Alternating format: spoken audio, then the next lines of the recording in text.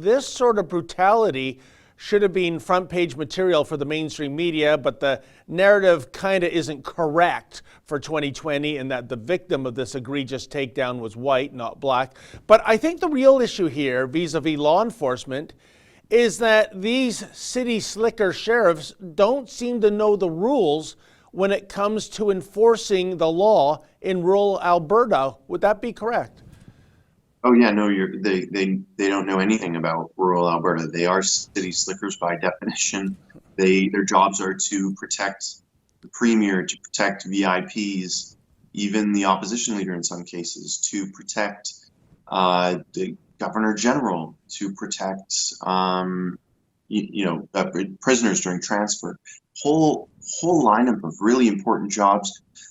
But what happens to be on that list as well is rural traffic enforcement, which makes absolutely no sense because they're two totally different worlds of law and two totally different types of people, and the training clearly has not been done properly to allow them to know basic things like, tractors are not motor vehicles. They are not subject to the same laws. And that incompetence led to the violent arrest of Jeremia, and it's a serious issue that needs to be solved.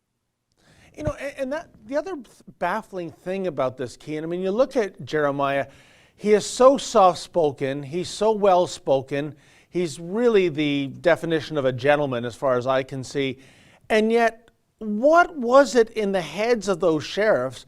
Yeah, granted, they don't know the laws that pertains to rural Alberta, certainly. But what was it in the heads of those sheriffs that they would gang up and brutally beat them the way they did? Clearly, this was not a guy, as the saying goes, wearing trouble on his shirt.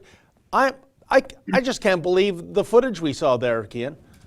No, it seems like it went from 0 to 60 real quick, way faster than a tractor could go 0 to 60. And they made a good point, actually, when I was there.